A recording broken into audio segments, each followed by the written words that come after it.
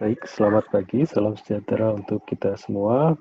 Pada kesempatan ini kita akan belajar IF 1352, rekayasa perangkat lunak tentang rekayasa kebutuhan bersama saya, Ika dan Arsunindyo. Kita akan belajar tentang proses perangkat lunak. Apa saja proses perangkat lunak itu? Proses perangkat lunak terdiri atas berbagai macam langkah, ya. Jadi ada komunikasi. Komunikasi itu adalah pembicaraan atau diskusi. Di sini kita bisa bagi antara sistem analis dengan pengguna. Jadi pengguna adalah orang yang nantinya akan menggunakan perangkat lunak, sehingga dari dia kita akan perlu untuk melakukan penggalian kebutuhan. Nah, penggalian kebutuhan itu biasa dilakukan oleh sistem analis. Nah, nantinya sistem analis akan mengumpulkan kebutuhan dari pengguna, dan kemudian dia akan berdiskusi dan berkomunikasi dengan pemrogram yang akan memprogram atau mengimplementasikan perangkat lunak yang dipesan atau dibutuhkan oleh pengguna tadi. Proses berikutnya adalah perencanaan, ya, atau planning. Dalam hal ini seorang pengembang perangkat lunak akan melakukan perencanaan apa saja yang harus dilakukan, itu direncanakan sebelumnya. Nah, perencanaan di sini meliputi ada perencanaan biaya, berapa banyak dana yang harus direncanakan, gitu ya. Kemudian waktu, berapa lama waktu untuk menyelesaikan, serta sumber daya. Dalam hal ini adalah sumber daya manusia atau sumber daya barang. Kemudian memodelkan, ya. Untuk memodelkan macam-macam caranya. Ada pemodelan secara terstruktur atau disebut sebagai pemodelan structured. Kemudian ada juga pemodelan yang berorientasi objek atau object-oriented approach. Nanti kita akan pelajari lebih lanjut apa perbedaan antara pendekatan yang terstruktur dengan pendekatan yang berorientasi objek. Selanjutnya tahap konstruksi atau implementasi, ada yang menyebutnya sebagai berikut. Ya, jadi di situ ada kita melakukan programming dan sekaligus juga pengujian.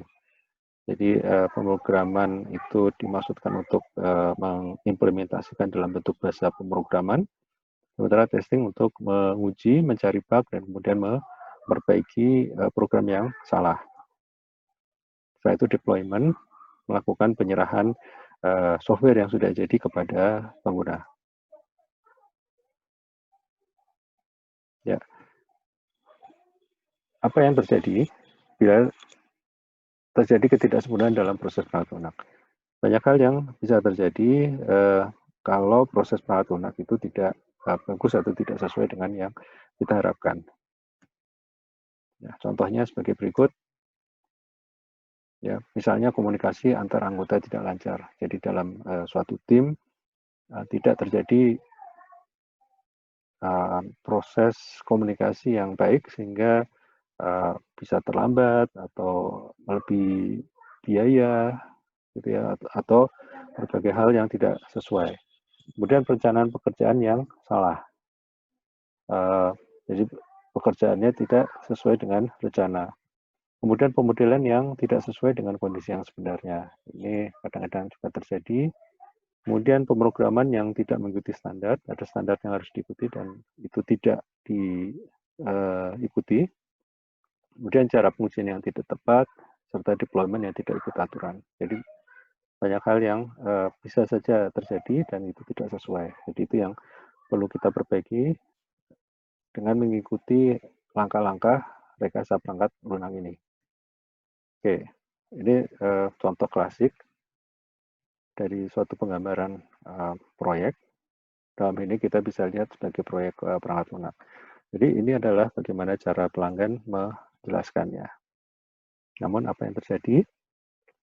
Project leader memahaminya berbeda, gitu ya.